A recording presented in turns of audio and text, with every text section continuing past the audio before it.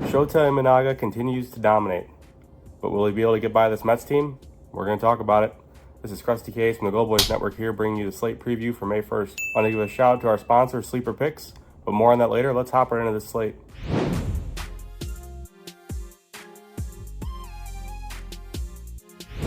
So the first game on our slate is the St. Louis Cardinals taking on Detroit Tigers. This is Miles McCullough versus Kenta Maeda. These teams did play a doubleheader, and when you see something like that, I'm always worried about tired bats. But with these two pitchers on the mound, I have to look at the over. I believe it's 8.5. Over 8.5 in this game. I think it's a great look. Kenta Maeda, expected ERA is just under 6. Expecting batting average against is just below 300. And this Cardinals team, they're starting to swing it a bit. They're starting to find it. And I think Maeda just kind of fuels that fire. On the other side, McCullough, heavily reliant on the sinker. And the Tigers have some guys who can crush that pitch. And Riley Green and Kerry Carpenter. There's enough offense on both sides here, even after doubleheader, where you're going to see runs. It's the first game of the day. Wind's likely blowing out like it was today. Temperatures in the 70s. It's going to be great hitting weather. So give me the over 8.5 in this first game.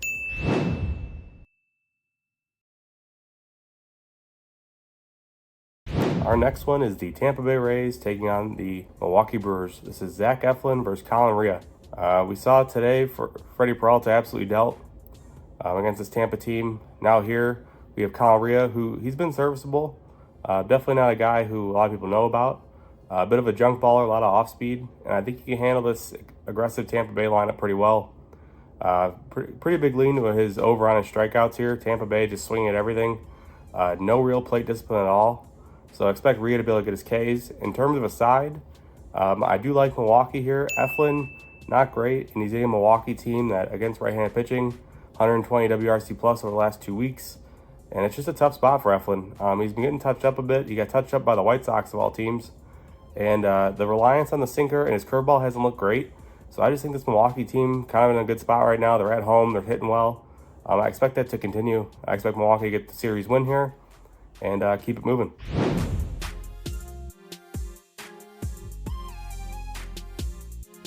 Our next one is the Minnesota Twins taking on the Chicago White Sox. This is Bailey Ober versus Chris Flexen. For me in this one, this is a gross game. Both teams are pretty awful. Both pitchers are absolutely terrible. I have to lean to the Twins, but I can't play them in any kind of heavy favorite price, and I'm sure that's where they're going to be. Chris Flexen gets absolutely no line respect, which, I mean, that's fine. He shouldn't get any line respect. He's not good. And this White Sox team is not good either. But I'm guessing Twins are going to be around minus 200, and you couldn't pay me to pay that for them in this current state. So for me here, it's going to be a spot where I look at the over, look for both teams to put up runs. Over's been serviceable, but I think, against this White Sox team, they're kind of hitting right now. They're giving this Twins team problem. They're giving Tampa Bay problems in the last series. So I think we see runs here. Flex on the other side, like I said, not good. Ton of hard contact. This Twins team got guys who can do damage top to bottom. So give me runs. Give me probably like over, I think it's 8.5. Give me the over 8.5.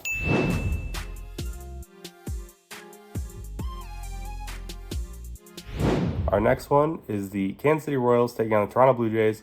This is Seth Lugo versus Chris Bassett. This is an interesting spot here. You have Lugo coming off a huge game against the Tigers of all teams. And I unfortunately think he's going to struggle here. The stuff that he uses, he used a ton of curveballs against the Tigers, and it worked really well. But that was really the first game all season that he's done that. So I'll be curious to see if he goes back to a similar mix here, because I think if he does, he could find some success against this Blue Jays team. But if he opts for his usual stuff, I think he's really going to struggle. Bassett, on the other side, with his 35-pitch mix that he seems to have, I think he could pitch well here. He's been getting hit around a bit. Definitely not as effective as he was last season. But this Royals team, they are hitting the ball well, but it's been a lot of soft contact as of late, even against Berrios in this last one. He got hit around a bit, but not really anything to the extreme. He made one mistake to Massey, which ended up leaving the yard. But other than that, nothing really to write home about. So I like a first 5 under here. I think it's a great look. I think these guys can pitch well in the first 5. Lugo will benefit from the Jays, quick at bats and put the ball in play and a lot of soft contact. And Bassett, like I said, should be able to navigate at least the first 5 here.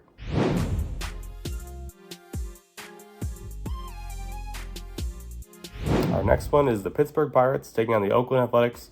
This is Quinn Priester versus Ross Stripling. If you've ever seen that gif of the dumpster fire going down the river, this would be that game. Quinn Priester, not great. He actually looked pretty good in his last start, surprisingly enough. But, I mean, against Oakland, maybe. It's a gross game. But I think Pittsburgh has the edge here in terms of offense. And I think Priester has the edge in terms of the head-to-head pitching matchup. So give me the Pirates on the money line here. I'm not sure what the price is going to be. I'm imagining it's going to be about even. Game should be about pick 'em, in my opinion. So I'll roll with the Pirates. It's kind of gross, but I think that it's the best option. Wait, before we get back to the picks, I wanted to thank you all for watching. Friends don't let friends watch videos without hitting the like button. So go ahead and press the thumbs up button and like the video. If you're new here and not subscribed, you should go ahead and do so because we're dropping new content each and every day on the Gold Boys Network. We strive to cover every sport and give out picks and analysis and valuable information for free on the Gold Boys Network. So make sure you're subscribed and hit the bell so you can get notified when we drop something new. I'm Brad Thomas. Let's get back to the picks.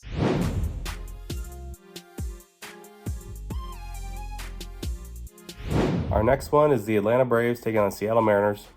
This is Chris Sale versus Emerson Hancock. Emerson Hancock has looked pretty good for majority of this season, but this is just a tall order trying to go against this Braves team here.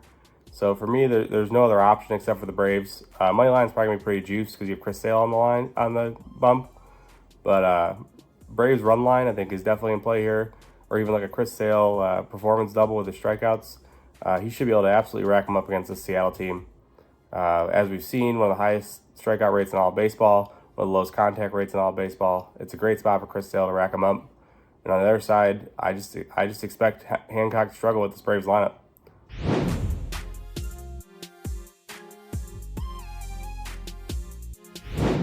Our next one is the Philadelphia Phillies taking on the Los Angeles Angels. This is Zach Wheeler, Patrick Sandoval. Immediately for this one, I look at Sandoval and his lack of command, and I want to take the Phillies, regardless of who's on the other side. He struggled with walks, per usual, same thing as last season. He's going to put a ton of guys on base, and against this Phillies team, you can't afford to do that. Then you look at who's pitching for them, and you see Zach Wheeler, and you really want to take them, especially now with Mike Trout being out for the season. This Angels team doesn't really have anybody who I'm scared of, and Zach Wheeler should absolutely be able to dominate this lineup. So give me the Phillies here. Probably going to be a run line play as well because I'm sure the money line's going to be pretty heavily juiced, probably around minus 200. But I would take Phillies minus 1.5. I think it's a great look. Total, probably going to be pretty low with Wheeler on the bump. I would look at a Phillies team total over or nothing. I don't trust a full game under or a full game over either way because I think the Phillies, depending on what they do against Sandoval, can either hurt you or help you, depending on which one you take.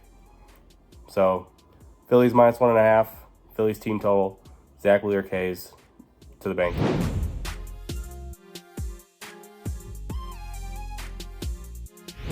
Our next one is the Cincinnati Reds taking on the San Diego Padres. This is Graham Ashcraft versus Joe Musgrove. For me here, I'm not a huge Joe Musgrove guy. I don't think he's very good. This season, we're seeing quite a bit of regression. K-Stuff's way down. He's getting hit pretty hard. Expected batting average against is over 300. So definitely not the Joe Musgrove that we're accustomed to. On the other side, Graham Ashcraft. For whatever reason, this guy is like a first five magician. One of the best guys the first two times through the order before he inevitably loses his ass the third time through. So I'm going to look at the Reds' first five here. I don't like Musgrove. Like I said, expected batting average against is very high. And this Reds team is dangerous. They do strike out quite a bit, so obviously that's always a concern. But the way they're putting bat on ball and the way Musgrove is allowing bat to ball, I think they could put up a couple runs here. I think Ashcraft can hold down the Padres in the first five, and the Reds get this first five money line for us.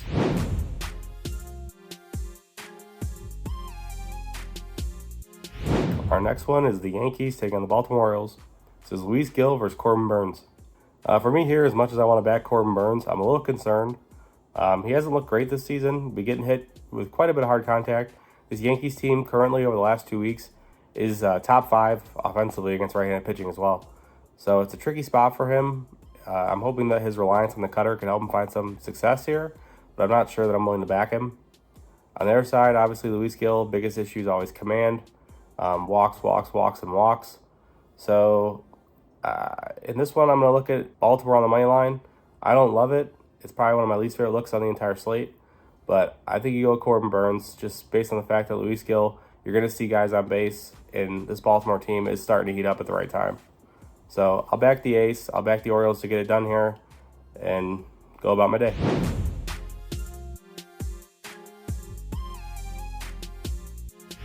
Our next one is the Colorado Rockies taking on Miami Marlins. This is Dakota Hudson. As it sits right now, they are undecided for a pitcher for Miami. I did do a little bit of research, could not find anything definitive, so we will roll with undecided for now.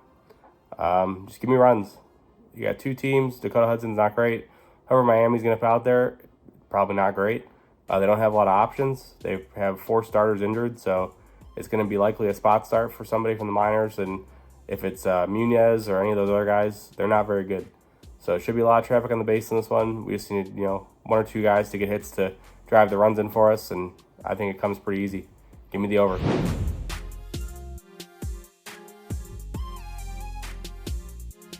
Our next one is the Chicago Cubs taking on the New York Mets.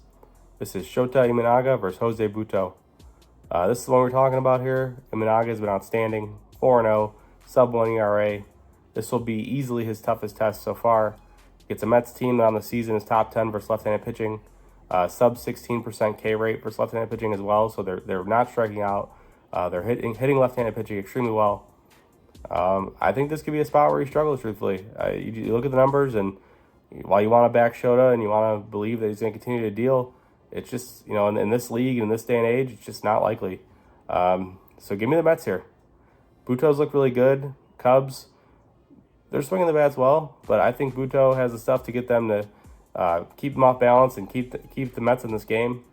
Cubs, 27% K rate versus right-hand pitching over the last 2 weeks. Steadily increasing. Their contact rate steadily decreasing, so it's definitely what you want to see if you're looking at strikeouts. Give me the Mets at the money line here. I'm guessing, I haven't seen a price yet, but I'm guessing the Mets are going to be plus money at home, which I'll take that all day long.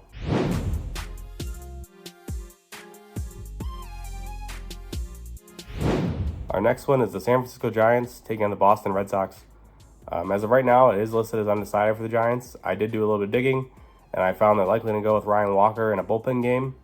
And on the other side, Boston, we throw in Cutter Crawford.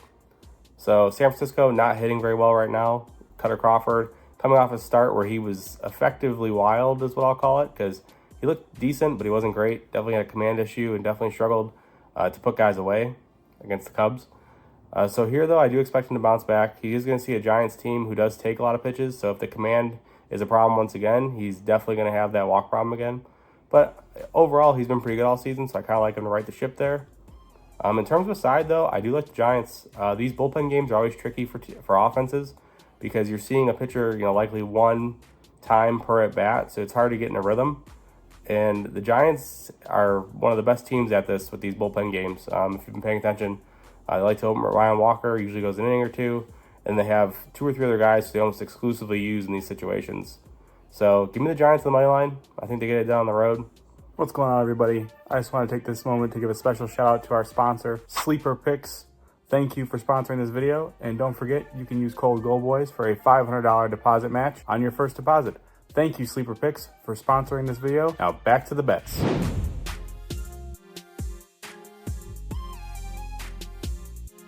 Our next one is the Washington Nationals taking on the Texas Rangers. This is Trevor Williams versus Andrew Heaney. I do see we have some prices out here. Texas minus 165 on the money line. That's a tough grab for me. Andrew Heaney, he looked really, really good against Seattle, but that's not the Andrew Heaney that we all know. That command has not been here all season except for that one start. Against this Washington team, I think he might struggle a bit. Washington has a lot of guys who can consistently put the ball in play. Don't chase the pitches that he was getting away with against Seattle.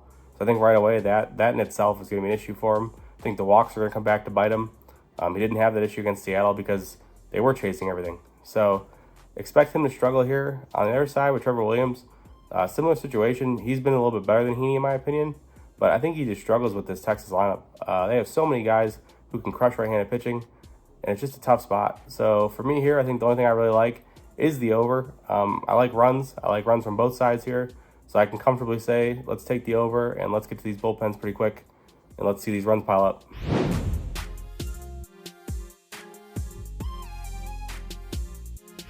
The next one on our slate is the Cleveland Guardians taking on the Houston Astros. This is Tristan McKenzie versus Justin Verlander. This is an interesting one for me here. You have McKenzie, who started out the season pretty bad. He's looked a little bit better. Obviously gets a tough task here against the Astros. On the other side, Justin Verlander, he looks dangerously close to Justin Verlander we're used to seeing. I'm not going to say he's all the way back, but definitely seems to be heading that way. I think my best look here is a Justin Verlander outs. Cleveland, a lot of quick at-bats. Don't see a lot of pitches per plate appearance. So Verlander should be able to pitch pretty deep in this one with relative ease. Anything over 6 innings, like in that 6-inning range, I think is definitely in play. In terms of the side, I do have a small lean to the Guardians here. I just think they're playing the better ball. I trust their lineup more right now. Obviously, McKenzie, it's tough to back him, so I'm not loving it. I'm not running to the window to bet it. But I think that in terms of offense, this Guardian team is just more consistent. And so give me the Guardians on the money line.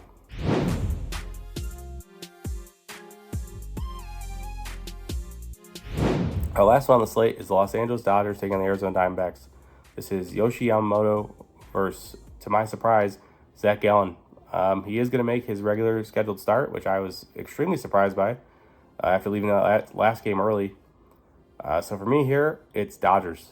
I don't love backing the Dodgers ever. I think they're always just no value on them because the market just, it's a very public team.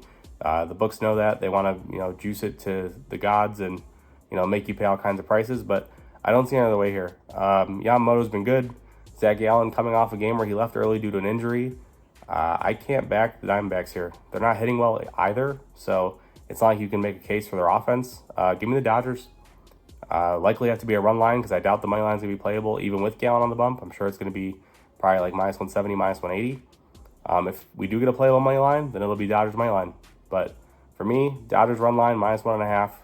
I think they get to Gallen here, even at home. That does conclude the slate. If you guys could do me a favor and drop a like or a comment, let me know what you like, what you don't like. We're going to continue to do this here. As a reminder, you can always find all my plays at goldboys.com. If you have a gambling problem, dial 1-800-GAMBLER. Thanks, guys.